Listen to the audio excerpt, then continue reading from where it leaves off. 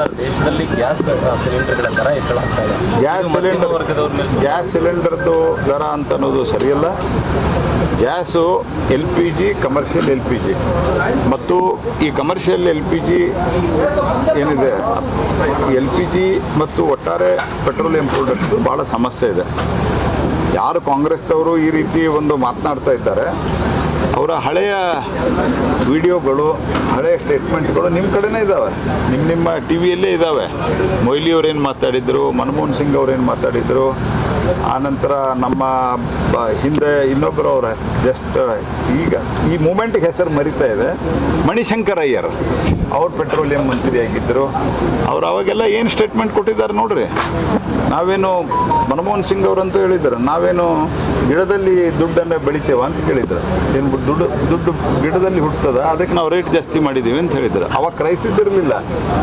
ಈಗ ಜಾಗತಿಕ ಮಟ್ಟದ ಕ್ರೈಸಿಸ್ ಇದೆ. 60 ರೂಪಾಯಿ ಪರ್ ಬ್ಯಾರೆಲ್ ಇದ್ದಂಥ ಕ್ರೂಡ್ ಆಯಿಲು ಇವತ್ತು $126-127 ಆಗಿದೆ.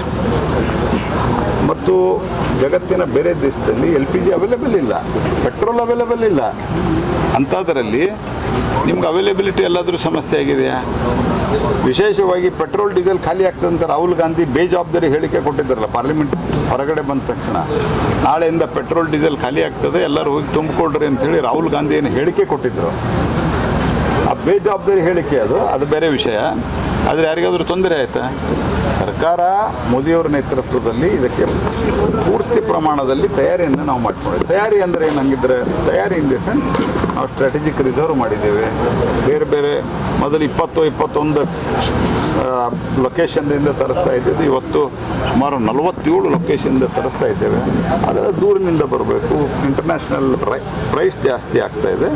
ಹೀಗಾಗಿ ನಾವು ಇಲ್ಲಿವರೆಗೆ ಭಾಳ ಪ್ರಯತ್ನಪೂರ್ವಕವಾಗಿ ಭಾರತ ಸರ್ಕಾರ ನಾವು ಡೊಮೆಸ್ಟಿಕ್ LPG ಮತ್ತು ಪೆಟ್ರೋಲ್ ಡೀಸೆಲನ್ನು ಸರ್ಕಾರ ಭರಿಸಿ ಕಂಟ್ರೋಲ್ ಮಾಡಿದೆ. ಹಾಗಾಗಿ ಇದನ್ನು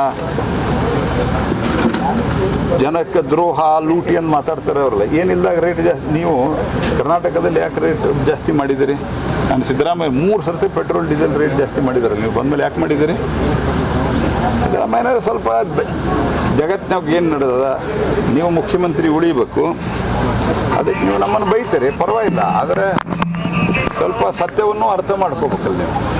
ಗೊತ್ತಿದೆ ಅವ್ರಿಗೆ, ಒಂದು ನಿಮಿಷ, ಅವರಿಗೆ ಸತ್ಯ ಗೊತ್ತಿದೆ ಸಿದ್ದರಾಮಯ್ಯನವರಿಗೆ. ಆದರೆ ಮುಖ್ಯಮಂತ್ರಿ ಉಳಿಬೇಕು, ಇವರಿಗೆ ಮುಖ್ಯಮಂತ್ರಿ ಆಗ್ಬೇಕು. ಅದಕ್ಕೆ ಒಟ್ಟು ಮೋದಿಯನ್ನವ್ರನ್ನ ಬೈಯೋದು ಇಷ್ಟ. ಇವರು ಪೆಟ್ರೋಲ್ ಡೀಸೆಲ್ ಆಗ್ತದೆ ನಾನೆಲ್ಲ ಹೇಳಿದ್ದೇನೆ. ನೀವೇನಾದ್ರು ಅಲ್ಲಲ್ಲ, ಜಾಗತಿಕ ಮಟ್ಟದಲ್ಲಿ ಭಾಳ ದೊಡ್ಡ ಸಮಸ್ಯೆ ಇದೆ. ಇದರ ಹೊರತುಪಡಿಸಿಯೂ ಸಹಿತ ನಾವು ಭಾಳ ಸರ್ಕಾರ ತನ್ನೆಲ್ಲ ಒಂದು ನಮ್ಮ ಬೇಸಿಕ್ ಎಕಾನಮಿ ಗಟ್ಟಿ ಇರೋದ್ರಿಂದ ನಾವು ಇದನ್ನು ಸಸ್ಟೈನ್ ಮಾಡುವ ಎಲ್ಲ ಪ್ರಯತ್ನವನ್ನು ಮಾಡಿದ್ದೇವೆ. ಪಂಚರಾಜ್ಯಗಳ ಚುನಾವಣೆಯಲ್ಲಿ ಬಿಜೆಪಿಗೆ ಒಟ್ಟಾರೆ ಭಾಳ ಒಳ್ಳೆ ರೀತಿಯಾದಂಥ ಪಾಸಿಟಿವ್ ಆದಂಥ ರಿಸಲ್ಟು ಪಂಚರಾಜ್ಯಗಳ ಚುನಾವಣೆಯಲ್ಲಿ ಬರಲಿಲ್ಲ.